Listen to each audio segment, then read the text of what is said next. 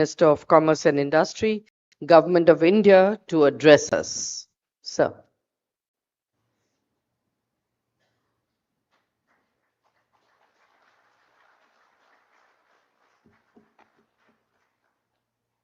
Thank you very much, madam. My good friend, President of CII, Chairman and Managing Director of ITC Limited, Mr. Sanjeev Puri.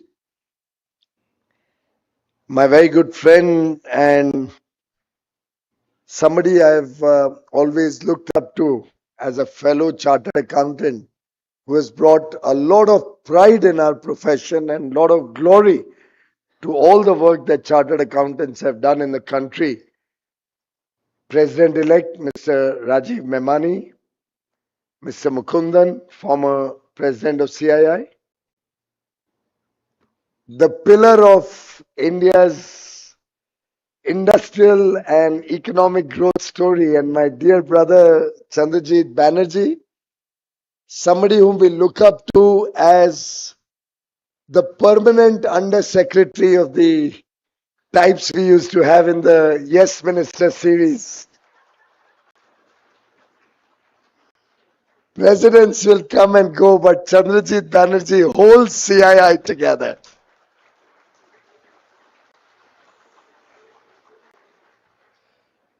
And he keeps us in check also. But truly somebody who's passionate about India, about his motherland, somebody government trusts to be a voice of reason, to be a bridge between business and government. And I truly look up to his very sober and sage guidance on many issues from time to time. Thank you for all the good work you've done, Chandrajit. Keep it up. Excellencies, all the distinguished captains of industry who are in the room today, all the very distinguished members of CII. I see a lot of young friends, and that really is very, very satisfying because that's been on top of my agenda every time I came to CII, that we should become more inclusive. We should get more of the younger people, the next generation, into our industry bodies. And lovely to see so many young friends here today, friends from the media. And I see a little bit of an inordinate interest amongst the media about my presence here for a change, for a variety of reasons on which I have no control. Ladies and gentlemen, it's about 7:15. I've attended a lot of your programs of CII, but I must compliment you that this is probably one of the most well-attended annual business summits in a long time. In a way, reflecting the India story of 2025.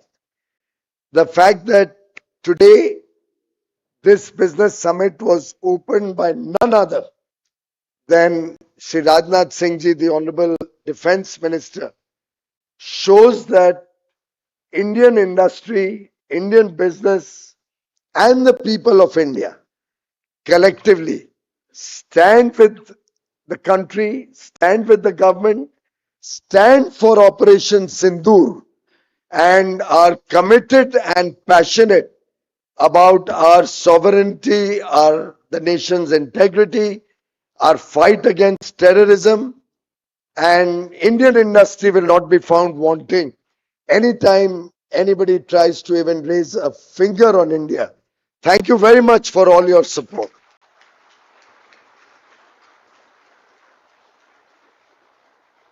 The Honorable Prime Minister rightly said that Operation Sindoor not only brought the whole nation together, but also became a symbol of Atmanirbhar Bharat, became a defining moment for our defense manufacturing capabilities under the Make in India program, showed to the world what India can do and also demonstrated to the world that India is a responsible nation. India is a nation that can stand up for what is right and will never flinch a moment when it comes to the safety, security, sovereignty, and dignity of 140 crore Indians. I think it is also a moment of pride for us that we are well on track as the IMF has projected that by 2027, India will be the world's third largest GDP. It is also very appropriate that despite all the turbulence, all the volatility, uncertainty, and complexities that the world is going through, and I think that was the subject of your previous session, we continue to be the fastest growing economy in the world, and we continue to power global growth through growth in India. And friends, all of this is only possible when we work to a mission, collectively have a vision, when we are all aligned in our commitment to Viksit Bharat at 2047, when we shall celebrate 100 years of independence. It can only happen when you trust the government and the government trusts business and the people of India. It's a two-way traffic. In fact, I still remember when we came out with the Jan Vishwas bill a couple of years ago, where through one act of parliament, almost 42 or 43 laws of of India were suitably amended to decriminalize over 180 sections, which were in some way or the other a burden, a compliance burden, a threat of criminal action on businesses, on the people of India. In our effort to promote ease of doing business, to promote ease of living, we've been continuously making life for businesses easier, reducing over 40,000 compliances, decriminalizing several laws, removing nearly 2,000 laws from the statute book. In that effort, when we came out with the Jan Vishwas bill, the Honorable Prime Minister suggested to me that the bill should reflect the trust between the people of India and the government of India, the mutual trust. And that is why the name was given Jan Vishwas Now Act. And for those who are from other countries, Jan is people, Vishwas is trust. It's reflective of the people's trust in the leadership of Prime Minister Modi, in the work of the government. And it's reflecting the fact that we are decriminalizing, the fact that we are promoting self-certification, the fact that we are encouraging businesses to come up with suggestions to make their businesses easier, the fact that we are working towards making people's lives simpler is reflective of the government which trusts its stakeholders. And therefore, when we talk of building trust, it's a collective effort of all of us. Ideation, implementation, it's a process. And I must say, CII has played a very important role in this journey. We are blessed to have the support and encouragement from different different areas in which the CII is continuously engaged with the government, acting as a bridge between your aspirations and our actions. And therefore, I think the effort that the government is doing, the effort that we want to promote, for example, as was just mentioned by Ipsita, the fact that artificial intelligence is something that we all recognize and we can all see galloping towards greater adoption in the country. CII has played an important role in helping us not only skill people, not only skill MSMEs or industry, but also understand the regulatory framework that will be required, also helping us assess its impact on businesses, on employment, on the needs of skilling or the reskilling that many of our professionals will require, the retraining that would be required in many organizations. And that's what will lead to not only responsible artificial intelligence, but will also lead to embracing technologies to work more efficiently, to work smarter, and get the best output in the interests of the people of India. And I think growth through trade, growth through a resilient economy or resilient supply chains, growth through innovation, all of these will be incomplete until we can promote inclusive growth. And therefore, friends, I would like to briefly touch upon what this government over the last 11 years has focused on. Many of us in the room will clearly remember the 2013-14 period when we were being looked down upon, looked down as a fragile five economy. The world had almost written us on almost every macroeconomic parameter. We were in trouble, whether it's growth, low growth, inflation, high inflation, foreign exchange reserves depleting rapidly, matter of concern. When it came to banking, I think the story is etched in all our minds. Public sector banks were losing money of phenomenal amounts.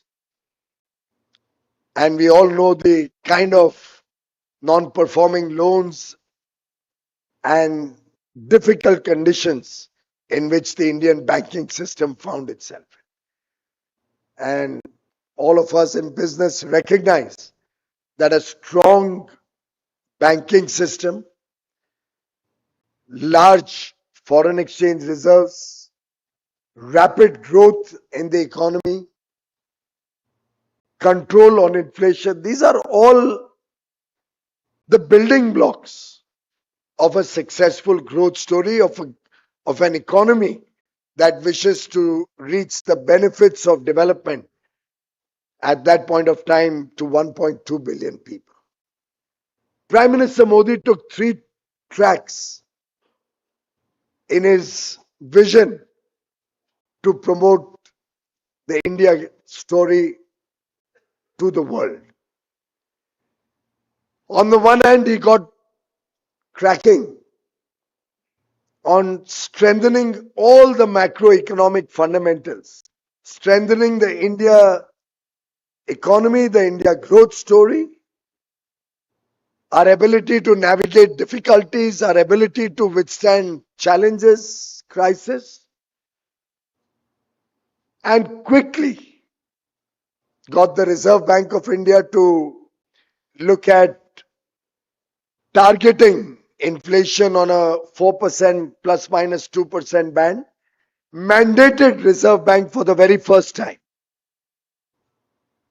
making inflation a part of their responsibility, primary responsibility, which by the way until 2014-15 was not the case.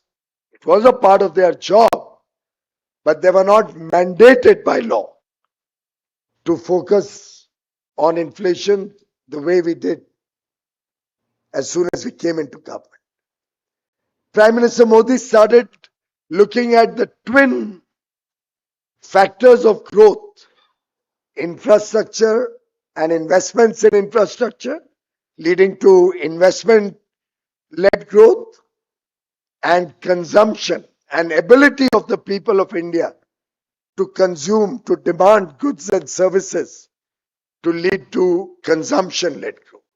And on this twin track, started building up the country's growth story such that for the last 3 years now in a row, we have been the fastest growing economy, large economy in the world. And I dare say for the next 30 years now, we will continue to be the fastest growing large economy in the world.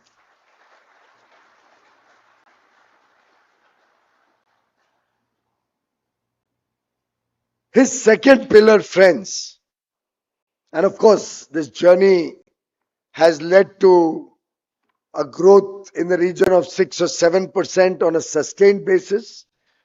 We hope to edge it up to 8%, and this is at constant prices.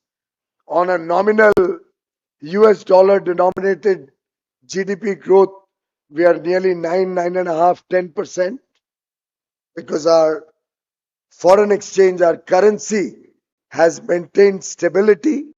And even in the case of international upheavals, we have been amongst the better performing economies amongst the emerging markets.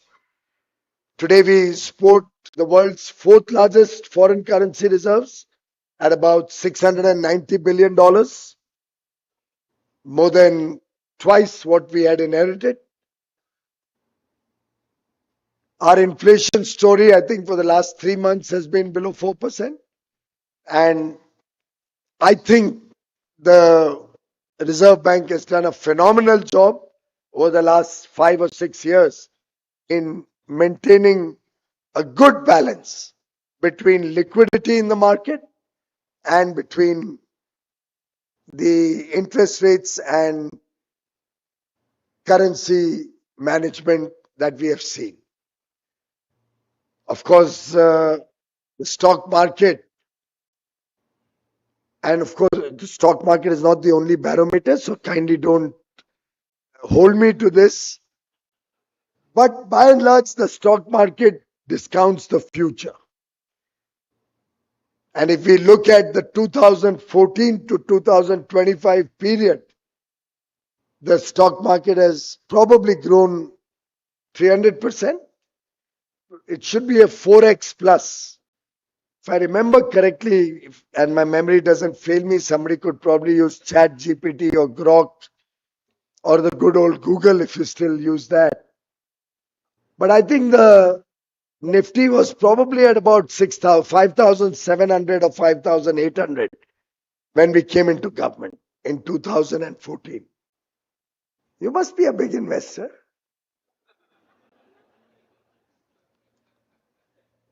From 5,700 or 800, anybody found the number so far? CII slow ho gaya bhai. We are today at what? Nearly touching 25,000? My maths is not wrong. Show me one comparable case in the world which has given this kind of a return on a large base of companies over a sustained decade. I remember reading a report by one of the advisory companies, firms in Mumbai, which had looked at the returns that the stock markets across the world have given over the last 20 years, 30 years. And we were right on top of the chart.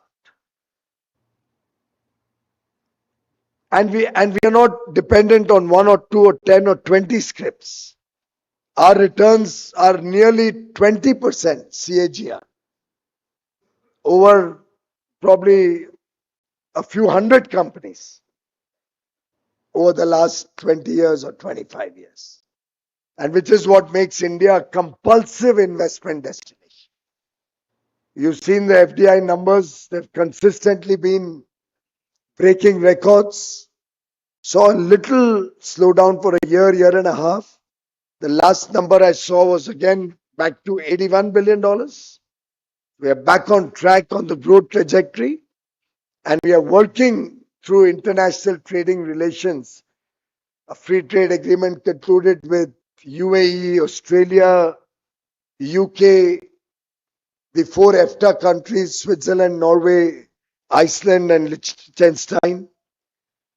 Well on track in our bilateral trade agreement with the United States of America, making fast progress with the European Union 27 nation bloc, launched the New Zealand negotiations. The minister just sent me a message yesterday, looking forward to our meeting in Paris next week, where I'm leading a large business delegation, and then onwards to Italy, and another business delegation going to Switzerland, who have come, the EFTA countries have committed $100 billion FDI into India in the next 15 years. $100 billion FDI will translate to nearly $500 billion, will crystallize $500 billion of investment with Indian partners, debt, and all of that put in. And then we'll create a large ecosystem around it of possibly another $500 billion. So we are not aiming small, we are not looking small. And by the way, this doesn't include the Norwegian pension fund investment into the stock market. This pure play FDI. And it's the first FTA in the world to have such a clause. I'm told other nations are now starting to think the way India thinks. I'm only trying to tell you that economy and the pillars of the economy we are building up for all of you. On the second track, look at the international image that India has built up today. And that is on the strength of decisive leadership. That is on the strength of 1.4 billion people, providing a large market, providing a large pool of talent, skilled manpower, providing a destination which can grow at scale, both for the domestic demand and with competitive manufacturing, provide goods and services to the world at affordable costs. A country which is today able to navigate every crisis, every challenge, and convert that into an opportunity, into a benefit for the people of India. I'm sure when you go anywhere in the world, the Indian passport today gives you a respect that I suspect none of us would have experienced 10 or 15 or 20 years ago.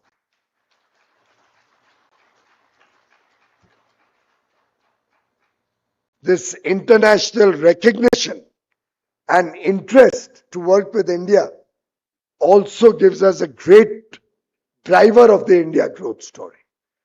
If I can recount, at least 12 or 13 nations who have in the last 3 months come to India with large business delegations and are now looking to us to provide the investment opportunities, are looking to all of you to collaborate with, to have joint ventures with, to work their technologies in India and become a trusted partner that India is seen as in their effort to have resilient supply chains. And therefore, this international recognition of your strengths, your abilities, and the India growth story is something which will hold us in good stead. Our effort towards sustainability, our focus on clean energy, renewable energy, our commitment as a responsible global player in the effort to leave behind the world as a better place than what we have inherited. All of these are being recognized by the world. Just today, somebody mentioned to me that renewable energy coupled with storage for the peak hours is now available in India at 3 rupees 30 paisa per kilowatt hour, amongst the lowest in the world. Solar, wind plus storage. Now, it's a compulsive case for data centers to come to India. Where else in the world will you have such a large interconnected grid with such low cost clean energy available to power data centers? Our effort to promote electric mobility has started bearing fruit. And this is something which, once we reach the inflection point, will have a galloping effect as more and more people recognize that it's not about sustainability alone. It's an economic case.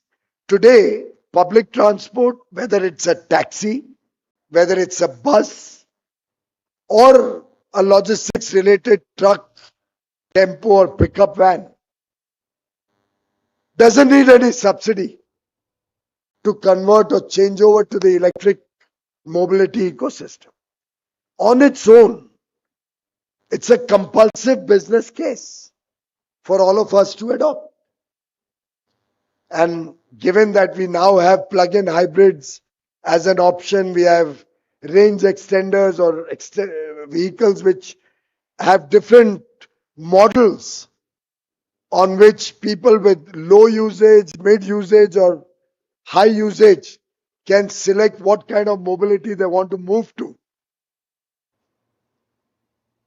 We see huge business opportunities presenting themselves, and it'll be only ourselves to blame if these international opportunities we miss out on. And I would urge all of you not to lose our focus on greater engagement with the world, not look up to the government for everything. We have to stand on our competitive and comparative advantages. That is what is going to make India a big force in the world. And the last pillar on which Prime Minister Modi has focused his energies is inclusive growth. How can we ensure 140 crore Indians today have all their basic needs taken care of? His focus for the last man at the bottom of the pyramid, the persons, the families who have remained deprived, marginalized, suffered for generations, have the right for a life of dignity. And that is what Prime Minister Modi has demonstrated through action. Whether it is to make sure that no child ever sleeps hungry in our country, adequate food grains and foodstuffs for every person, becoming self-sufficient and self-reliant for our food needs, trying to make sure every person has a good home, pakka ghar, where his children, his or her children grow up, where the families have quality of life.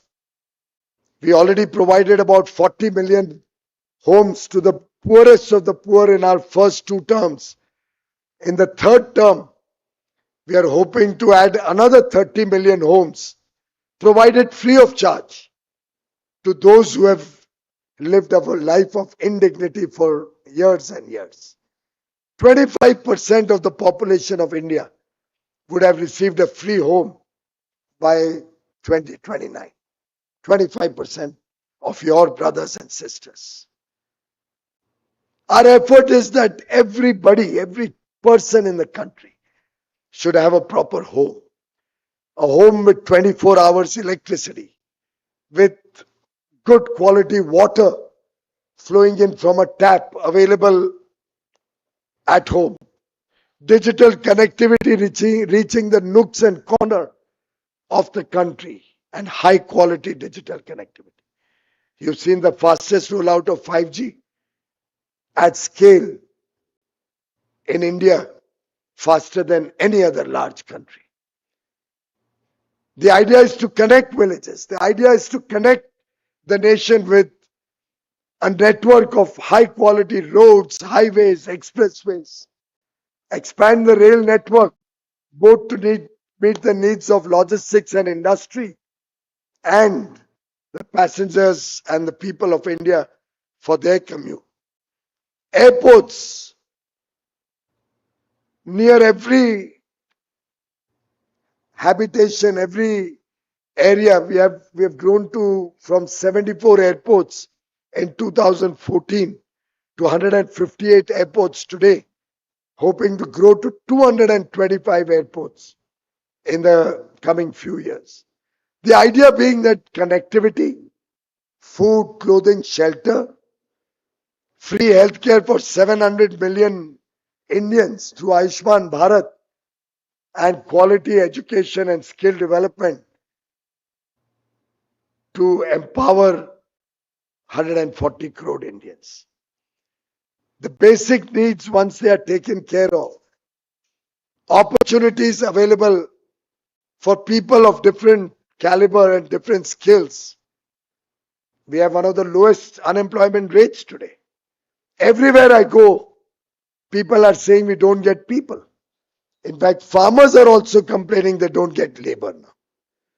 I started a skill development center thanks to CII and run by CII in North Mumbai, my constituency. We've been running job employment camps, job fairs.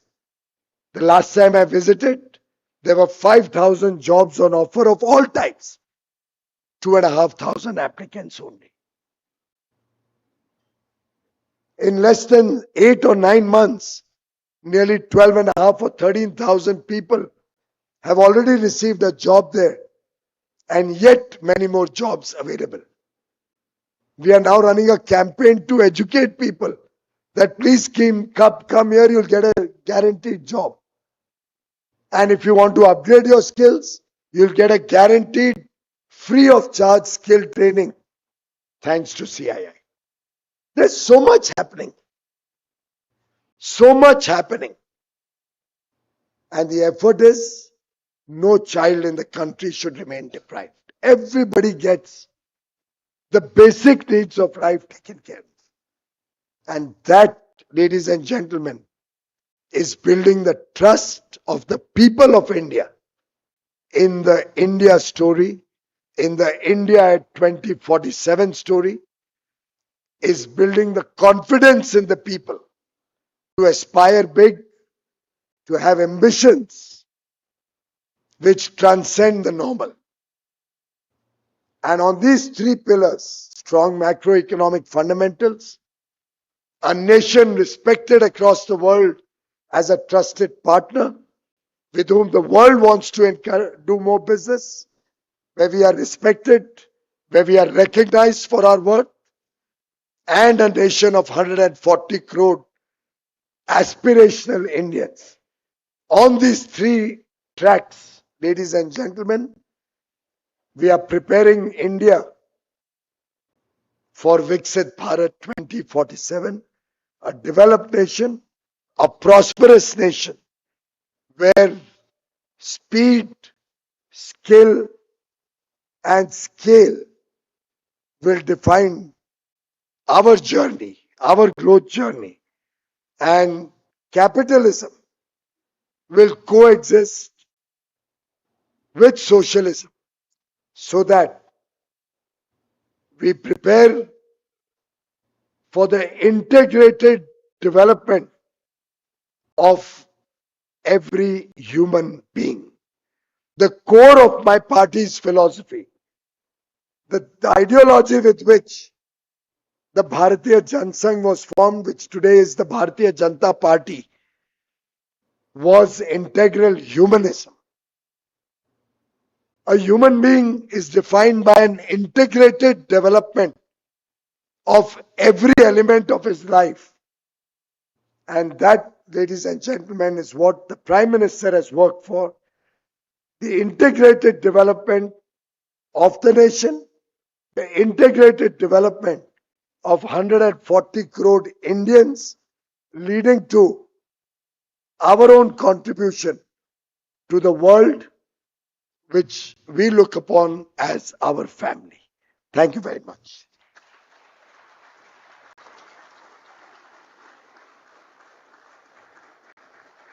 Thank you, sir.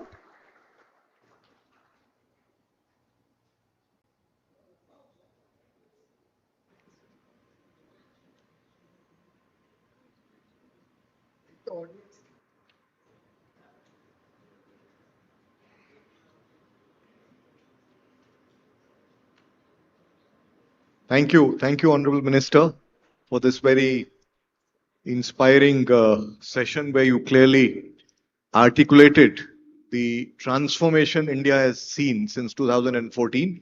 And I think as people in the industry, we very clearly see that it's very visible. And you very clearly laid down the growth drivers for the future, the competitiveness, the possibilities of global integration. I think many opportunities going forward. So it's certainly very inspiring for all of us. I know it's very late and you've been having a very hectic time, but still I'll seek your permission for just one or two questions. So I'll first pass on to Mukundan for his comment or question. Sir आपने तो बहुत विस्तृत में बात किया कि सबका साथ सबका सबका विकास और सबका विश्वास, ये इसी बात से हमने शुरुआत की. तो आप जब एफटीए के बारे में सिग्नेचर के लिए बाहर जाते हैं विदेश में, और हमारे वल्नरेबल जो सेक्टर्स हैं उनके और कैसे आप उन लोगों को बोलते हैं कि भाई this is not very is in interest of them as well as us. And secondly I think you spoke about this is not just about trade but about investment and investment in where India needs the technology. How do we position ourselves more in that direction? सबसे पहली बात तो जब हम विदेश में बात करते हैं, कोई फ्री ट्रेड एग्रीमेंट या बायलैटरल एग्रीमेंट करते हैं, हमें ध्यान में रखना पड़ता है कि ये दो तरफा एग्रीमेंट है, दोनों को लाभ होना चाहिए और दोनों को जो दिक्कतें हैं उसके ऊपर हमें रिस्पेक्टफुली सेंसिटिवली बिहेव करना पड़ता है. तो स्वाभाविक है कि जब हम कोई भी देश के साथ बातचीत करते हैं तो कोई ऐसे विषय होते हैं जो हमें प्रोटेक्ट करना है, हमें प्रॉब्लम है, डिफेंसिव इंटरेस्ट है. कुछ ऐसे विषय होते हैं जो सामने वाले के लिए तकलीफ के हैं, उनको समस्या है. तो उसको नॉर्मली अगर आपको एक सक्सेसफुल एग्रीमेंट करना है जो लंबे अरसे तक आलोचना ना हो लेकिन लोग स्वागत करें, उसका लाभ ले पाए, तो आपको दो तरफा चिंता करनी पड़ती. You have to be sensitive to the other person's concerns and you have to be articulate and firm on what are your concerns. That's your defensive position. Agreements done with complementary economies where the partner country or set of countries are not competing with you in more than a few sectors are always easier. So when I do an agreement with a developed nation, by and large, I know that we are more labor intensive, we are more focused on people, they are more focused on technology. We have a young population, they have an aging population. We have a large pool of talent. They are looking for that talent. So you normally look at convergence and that brings speed to negotiations. After all, India is now known to be amongst the fastest countries to finalize trade agreements. And right now as we speak, we have 9 or 10 engagements parallelly going on. So sometimes in the course of a day, I also have to refocus that in the morning I'm talking to one country, the afternoon I'm talking to a group of 27 countries, and in the evening I'm talking to maybe a country in Latin America with completely different perspectives. So it's a period of time which is exciting but pregnant with opportunities. And I think if we miss the bus today, you may not always get that chance again. And therefore, we are working with full sincerity. We are looking at fair, equitable, and balanced trading relationships and agreements with countries of our interest, with complementary economies, with economies where we have good things to offer and they have good things to support our growth story with. So, therefore, it's a great time for India. This period is going to define our growth story, and this period is going to be remembered years into the future that Prime Minister Narendra Modi laid the foundation of Viksit Bharat or Viksit 140 crore Bharatvasi.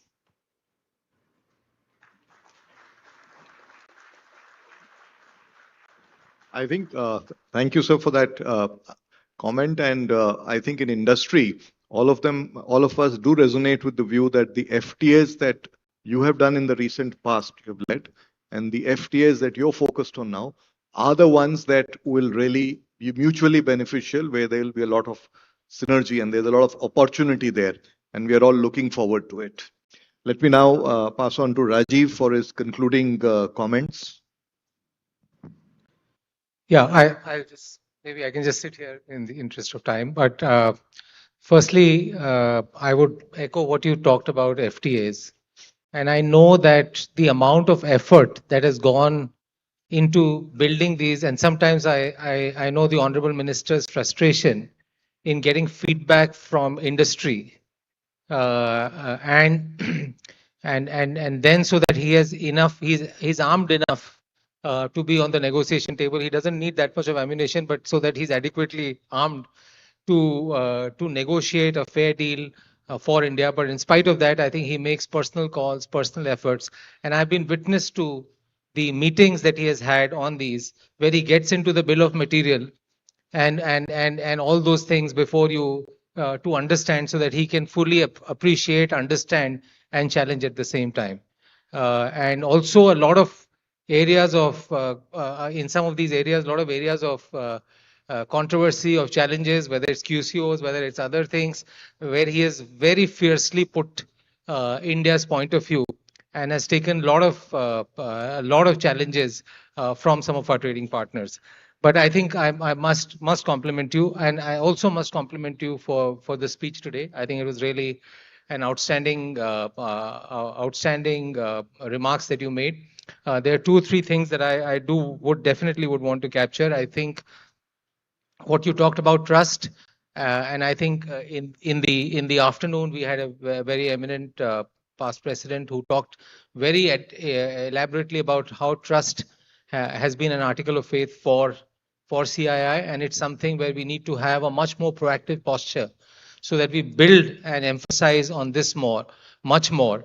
And he did, and I think for all of us realize that we need to build, industry needs to build far greater credibility going forward with government, so that we can move as true partners, trusting each other. And that's also the fundamental essence of ease of doing business. And in many ways, Operation Sindoor is a great example of Make in India, and how the partnership between government and private sector is a great shining example. And if we can take this forward, I think it not only does it serve very well for India, for our defense forces, but also is a great economic multiplier. So thank you very much about talking, and the way you covered the remarks. If I was to look at, as I was reflecting on what you were saying, not only in the last 11 years, the focus on building an economic resurgent India, and laying down, most importantly, laying down a very strong foundation, as you rightly said, for the next 10 years, 20 years, 30 years, a very resilient India, and also a very equitable India. And I think that's the fundamental essence of what resonates very well with CII and is something that we are looking at getting into. So thank you very much, and thank you also very much for always trusting CII for the partnership that we have built, and also lots of luck going forward with some of the most interesting FTAs and discussions and conversations that will coming up. So all the luck and all the strength and all the support to you. And industry is standing shoulder to shoulder with you, and any support that the industry can provide, that CI can provide in any of your deliberations, we'd be more than delighted to provide. Thank you very much, Honorable Minister. Thank you. Thank you, Honorable. Thank you, Mr. Memani. May I request President CII, Mr. Sanjeev Puri, to kindly hand over a token of appreciation to the Honorable Minister.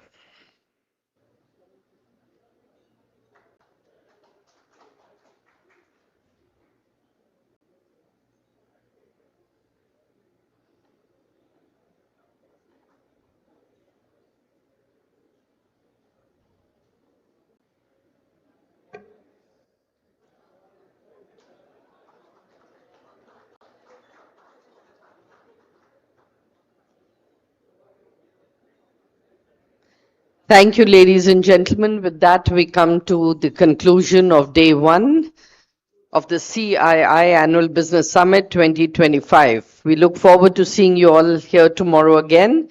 In the meanwhile, like I mentioned earlier, I'd like to invite all of you to join us in the Rani Bagh for dinner, drinks and music. So we look forward to having you all there. See you soon. Good night and thank you.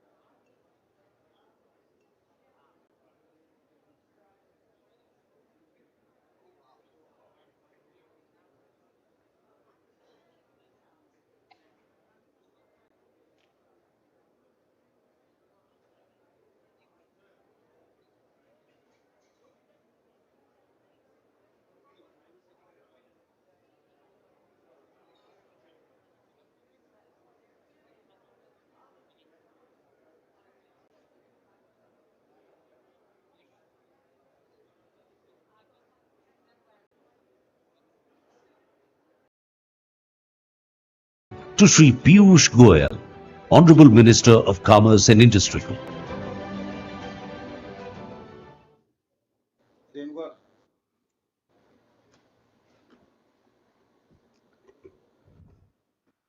So only one individual could keep a hall of Honorable Minister, 1,000 odd people pretty much awaited for a session with you, because it is with you. And so it's the last session of the evening, and it's a